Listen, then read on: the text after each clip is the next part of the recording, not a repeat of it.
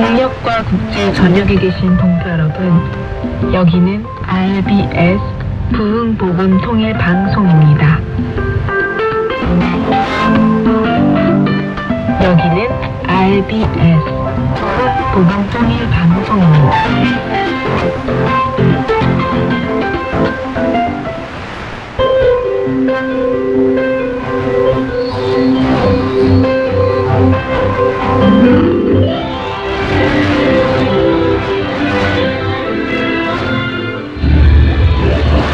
동포 여러분, 오늘은 김포라는 곳에 다녀왔습니다.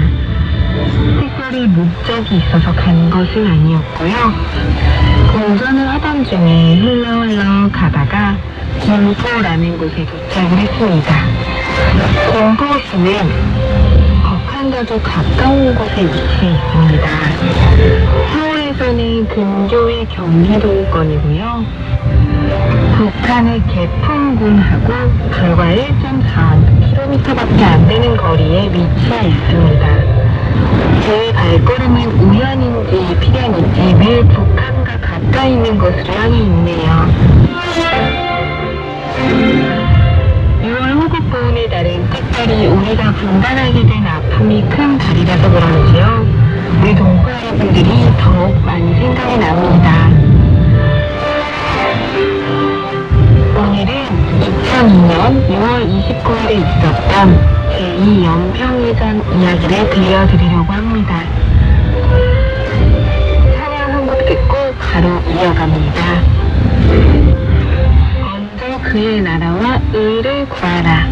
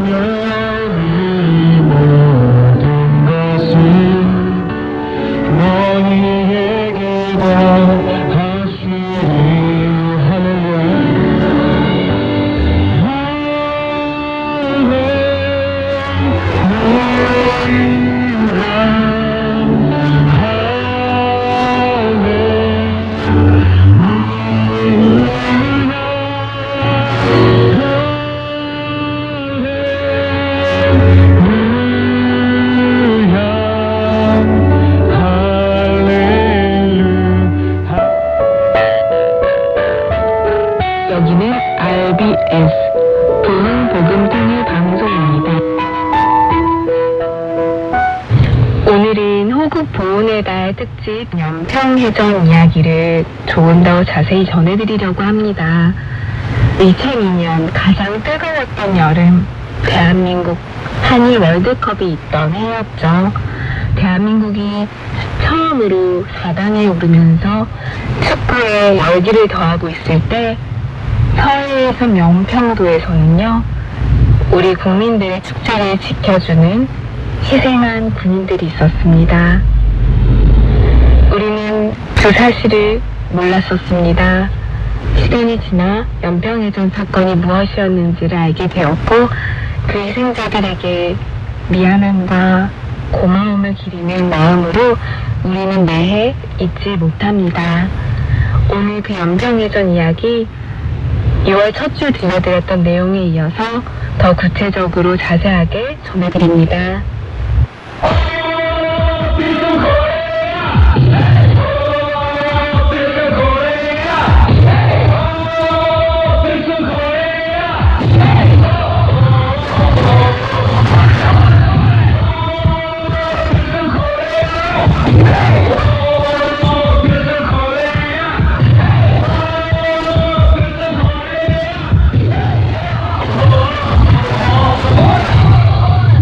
2002년 대한민국은 들썩였습니다. 처음으로 우리나라에서 주최하는 전 세계가 열광하는 월드컵을 한국과 일본이 동시에 개최하면서 한국이 역사상 처음으로 4강에 오른해이기도 했기 때문이죠.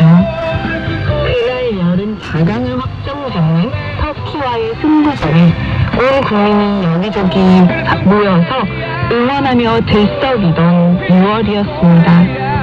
나라를 지키는 국민들 역시 이 순간만큼은 모두 대한민국이 점차 우승에 가까워지는 축구를 보는 기쁨이 컸던 꿈같은 휴식을 보내곤 하는 때였습니다.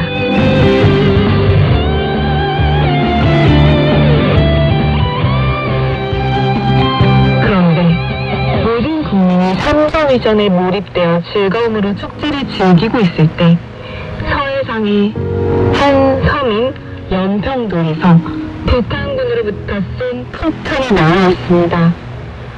여의빛처럼 해상을 지키던 연평도의 해군들은 맞서 방어하며 전쟁이 시작되었습니다.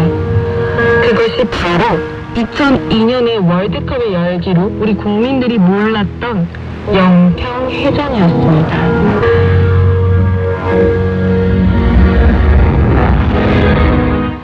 연평해전은 6명의 전사자를 낳았고 수많은 부상자를 낳았습니다.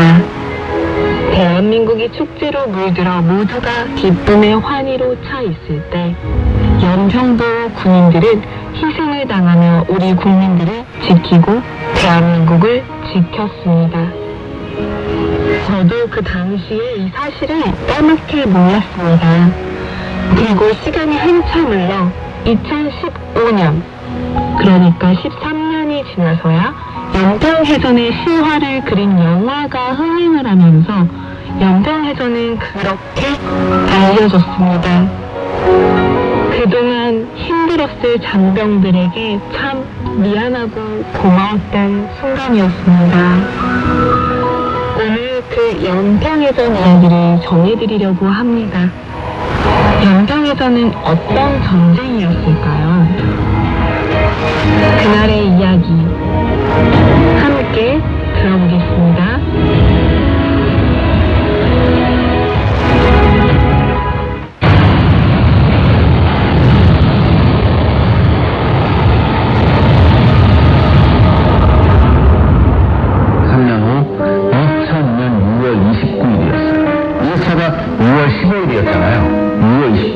거의 정확히 3년이었어요. 이때가 이제 월드컵 막까지 막 준결승, 결승전하고 막 그랬었을 거예요, 아마. 이때가. 월드컵 3강전 한국 대 터키와 한국의 경기가 있었습니다. 이때는 북한이 경기를 단단히 하였었어요. 예전에 막 꼭두 여성도 막 이렇게 데리고 오고 그랬잖아요. 이때는 그러지 않고 단 2척의 경비정만 났었어요. 군산도 684호 정하고 388호 정이 MNL을 약 1km부터 수행을 했습니다. 그래서 우리 해군 고속정 4척이 여기에 대응을 했죠. 그래서 우리가 고속정 4척을 보내고 그중 2척이 35, 357호하고 358호인데 먼저 358호가 앞서고 있었어요. 그 북한 경정이 358호로 보낸 다음에 우리 척 357호 정이 가까이 올 때까지 기다려요. 왜냐하면 358호는 앞으로 지나갔단 말이죠. 그래서 358호는 앞으로 지나가고 뒤쪽 차에 357호가 왔는데 북한 군대는 이쪽에 있었어. 여기서 느닷없이 시작하고. 그러면 잘 보세요. 358호는 357호에 들어서 북한 군대를 바로 대응할 수 없을 정도입니다. 완전히 이런 의도하기 때문에 등산권 684호가 일거하려고 해요. 아무 정도 없습니다.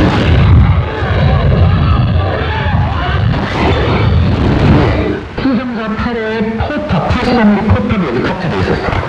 보통 이제 현대 전차나 현대 함정인 함포에는 스테빌라이저라고 해서 수평 안전장치가 있어요.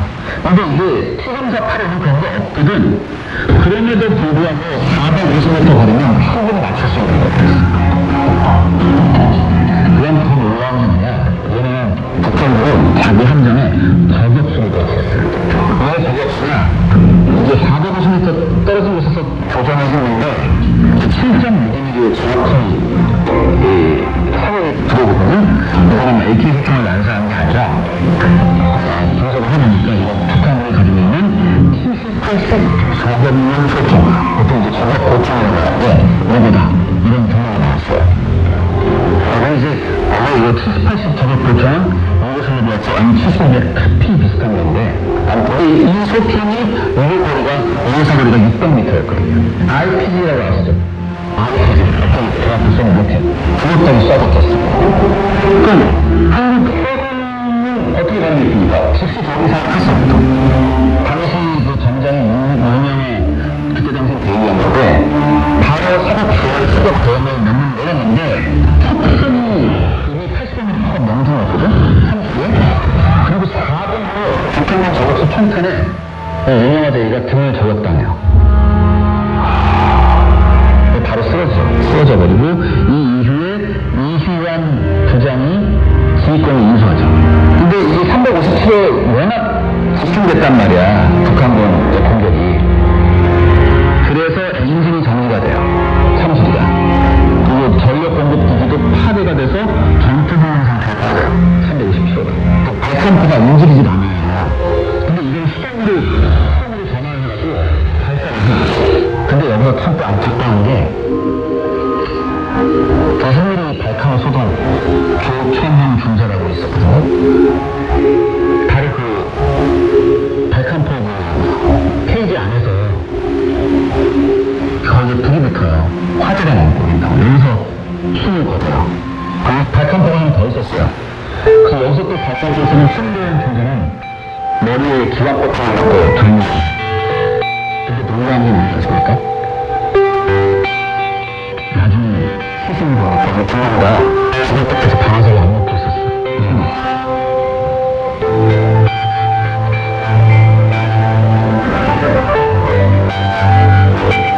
일단 오영화도 이게 일단 등에 전력을 맞고 숨졌잖아요. 이현 중에 이제 진행했는데 이 이휘환 중도 어떤 사람이냐면 양 다리가 진짜 포탄을 맞아가지고 무릎 아래가 거의 없는 상태였어.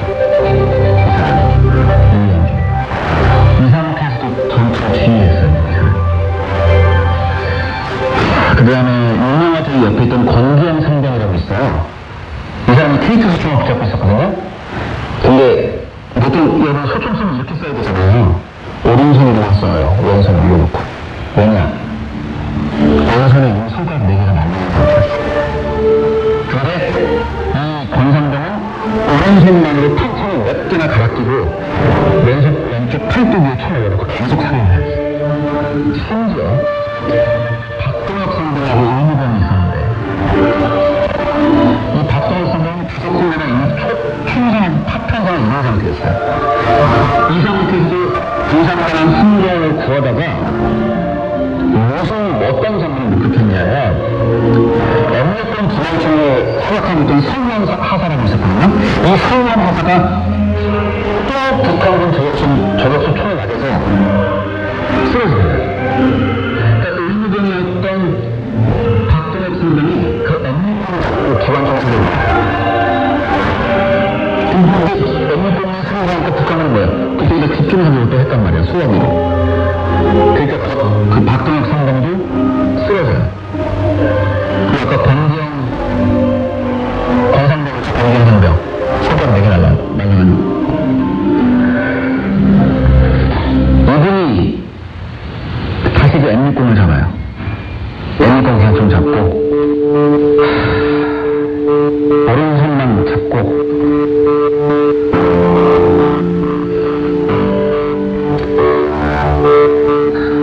남은 탄약을 다 써버린다고 했어요.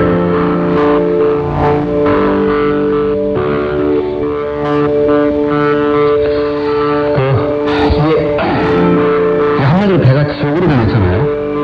근데 그럼에도 불구하고 전투를 포기한 사람이 한 명도 없었어요. 이게 사실 말도 안 되는 상황인데 이 양반들이 이렇게 싸웠다.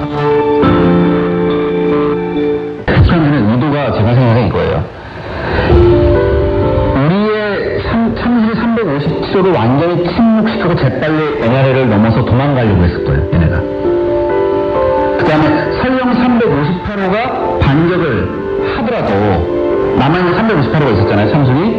도망가면서 인민사력을 걔한테 쏟아본다면 최소한 큰 피해 없이 도망갈 수 있다고 생각을 했을 거예요. 684원. 북한군의 등장은 684원. 하지만 얘네들은 이런 계산이 완전히 빗나가죠. 그런데 우리 310호 승무원들이 뭡니까? 불굴의 투입으로 들어가잖아요. 그러니까 전혀 예상을 못했어요. 684원. 그래서 얘네들이 제대로 도망도 못 가요. 도망은 못 가고 358호에 대한 공격은 아무도 못하고 357호 교전하냐고 쩔쩔맨다고. 이게 왜 이렇게 됐냐? 여러분 684호가 지금 일제사격을 해서 357호가 17,000호가 됐으면 얘네는 바로 도망가야 되는데 초반 2, 3분만 포탑에 북한군의 85mm 포가 발사돼요. 대국은 28mm나 이런 거가 14.5mm. 초반 2, 3분만 발사가 되면 그게 발사가 안 돼요. 처음부터 한 20분 정도 진행이 됐는데 초반 3분만 대국을 허프로 쏘고 나머지는 소화적으로만 해요. 북한군이. 왜 뭔지 알아요? 우리가 대응을 했기 때문에 북한군의 대구형 85mm나 37mm 등등등이 소환 대응이 우리가 야무지게 방전을 했기 때문에 이 틈을 놓치지 않고 358호가 그 북한군 등산로 684호한테 힘을 나갑니다. 그러니까 우리 해군도 수단에서 지원을 하기 기다리고 있었던 초보함들이 있었어요. 근데 여기 딱 올려고 하니까 여기 뭐 중간중간에 양식 그물망이 나왔대요. 이 그물망 피하느라고 좀 접근이 늦어졌어요. 그런데다가 여기서 이때도 또한 북한이 지상기지에서 대한미사일을 발사한다는 이런 시그널이 포착이 돼요. 또한 이제 북한 해안가들도 다 문을 열어놓은 상태였었고, 그래서 초기함이 접근할 수가 없었죠. 그리고 오산에 있는 공군기지에서는 F5고 F4 편대가 출격 대기를 했었습니다. 굉장히 안타깝게도 6분이 전사하셨어요. 윤영화 소령, 한상국 상사, 조천영 중사, 황대영 중사, 서울환 중사, 박동혁 병장까지. 북한 측은 어땠습니까? 정확한 사상자 숫자는 알려진 게 없어요. 근데 북한 측은 뭐라고 얘기했냐면 3명 사망했다고 얘기했거든요. 근데 말이 안 되죠. 얘네들 집중성을 알렸고 대부분의 북한 선관위가 갑판에 있었기 때문에 사상자가 엄청났어요. 40명 이상이 분명히 전사했을 거라고 생각을 해요. 그리고 684는 350호 있었던 우리 장병들 정말 의심의 여지 없이 영웅이라고 생각했어요. 우리 북토를, 우리 영화를 수행한 영웅이라고 생각했거든요. 이런 영웅들은 우리가 적어도 이런 영웅들은 우리가 기억해야 되지 않을까. 적어도 이거 이만큼은 잊지 않았으면 좋겠어요. 제2영암평해전 참전용사인 김승환 병장과 나눈 이야기 전해드립니다.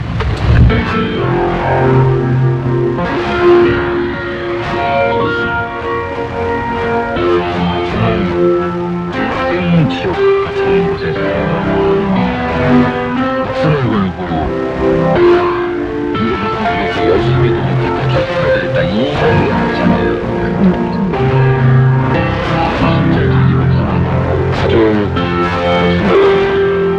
가족들의 목숨을 다 진짜 때 던지고 자유를 찾아서 오신다는 거에 다 감동이 많이 받아요.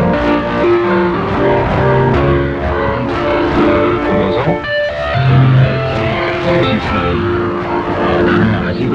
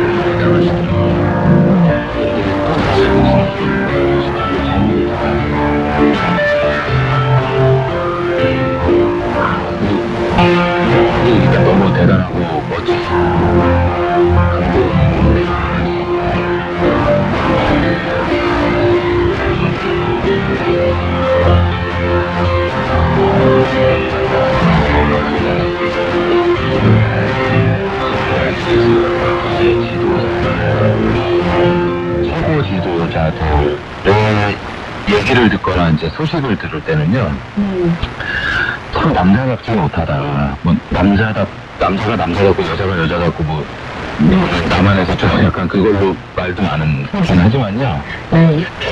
그 제가 생각하는 이유는 사람들을 국민을 그렇게 속이고 탄론할까봐 가두고 때리고 굶기고 사형시키고 어떤 나라에서 이런 일이 있어요. 이게 정말 믿지도 않는 나라들도 많을 거예요. 세계적으로요. 그렇죠. 맞아요. 근데 실질적으로 일어나고 있는 한 나라가요. 그것도 조그만 도시도 아니고요. 그 혹시 영화 중에 아일랜드라고 보셨나요? 아, 제가 보지는 못했습니다. 그 영화 내용이 사람들을 가두고 죽이고 속이고 그런 영화예요. 거기 안에 갇혀있는 사람들은 바깥이 어떤 세상인지 전혀 모르고 삽니다. 제가 딱 그 생각이 나더라고요.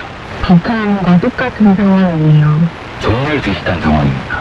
거기서 탈출을 해서 모든 걸 다 알게 됩니다. 세상이 어떻게 돌아가고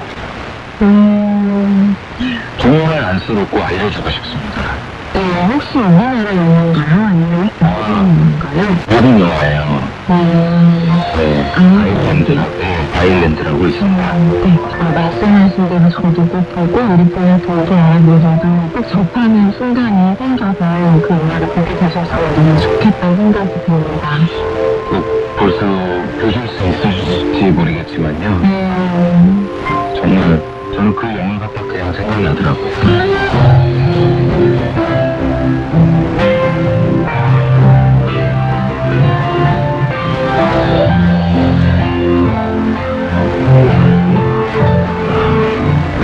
IBS에서 1년 동안 이제 무기로 한국연예가 특집을 맞아서 경쟁사부터 시작해서 이제 이런 영상회관 이야기까지 모든 이제 전달을 해드렸었어요.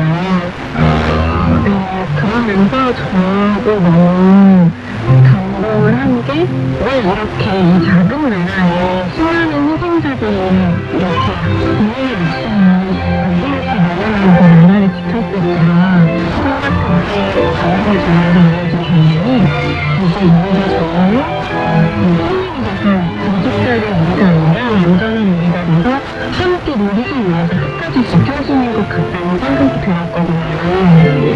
이 싸움에서 미리 이겨주셔서 너무 감사하고 제가 또 이어서 저희도 열심히 더욱더 하루하루를 이 자유를 소중하게 생각하면서 지내야겠다라는 그런 다짐을 하게 되어서 다시 한번 감사드립니다. 정말 감사합니다. 저희랑 기억해 주시는 게 제일 고마운 일이거든요. 네, 정말 많이 기억해야 된다고 생각하고요. 저는 이 말이 우리가 축구를 이겼던 그런 말이 아니라 우리의 전달시켜주고 나누고 시켜주면서 우리들이 기억하고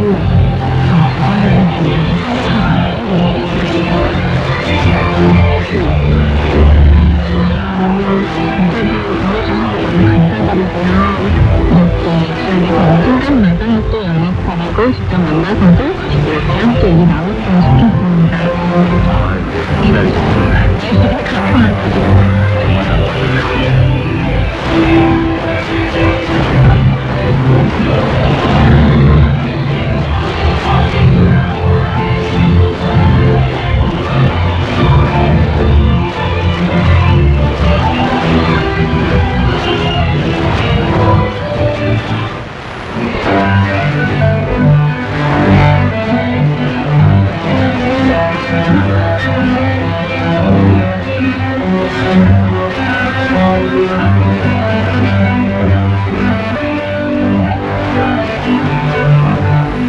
동력방송 여러분, 6월 한 달 동안 전해드렸던 호국 동일의 특집을 마무리합니다. 셀 수가 없는 수많은 사람들이 자유를 지키기 위해 끊임없이 지금도 희생하고 있는 이유는요, 우리가 완전한 자유를 누리는 통일 한국이 되기 위함임을 느낄 수 있었던 시간이었습니다. 수많은 순국 선열의 희생이 헛되지 않도록 함께 통일한국을 이루는 날이 이루어지기를 간절히 원합니다.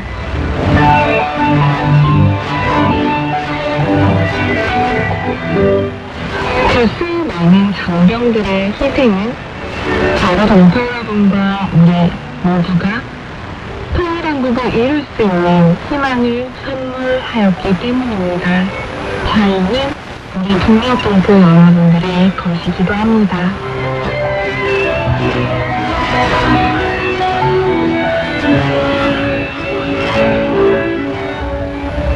그 희망을 실제로 몸으로 보는 날이 곧 올 것입니다.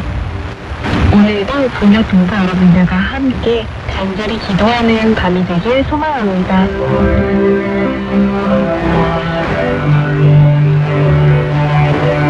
동력 동포 여러분 정말 많이 사랑합니다. 저는 다음 주 화요일 밤 11시에 또 찾아올게요. 서울에서 방한나였습니다.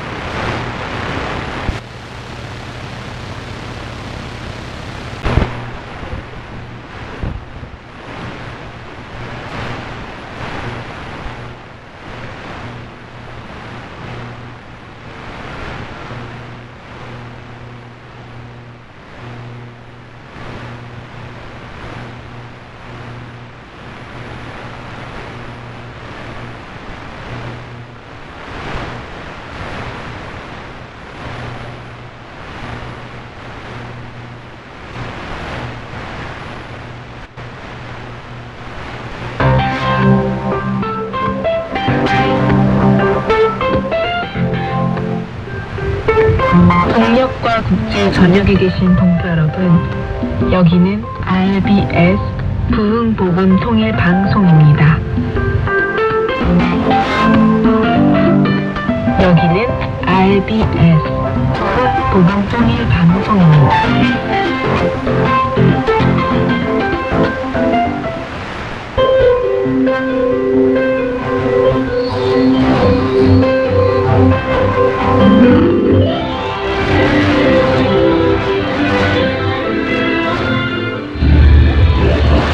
동포 여러분, 오늘은 김포라는 곳에 다녀왔습니다. 특별히 목적이 있어서 간 것은 아니었고요. 운전을 하던 중에 흘러 가다가 김포라는 곳에 도착을 했습니다. 김포시는 북한과도 가까운 곳에 위치해 있습니다. 서울에서는 근교의 경기도권이고요. 북한의 개풍군하고 불과 1.4km밖에 안 되는 거리에 위치해 있습니다. 제 발걸음은 우연인지 필연인지 늘 북한과 가까이 있는 곳으로 향해 있네요.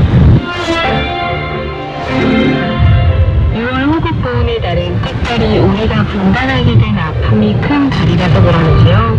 우리 동포 여러분들이 더욱 많이 생각이 납니다. 오늘은 2002년 6월 29일에 있었던 제2연평해전 이야기를 들려드리려고 합니다. 찬양 한 곡 듣고 바로 이어갑니다. 먼저 그의 나라와 의를 구하라.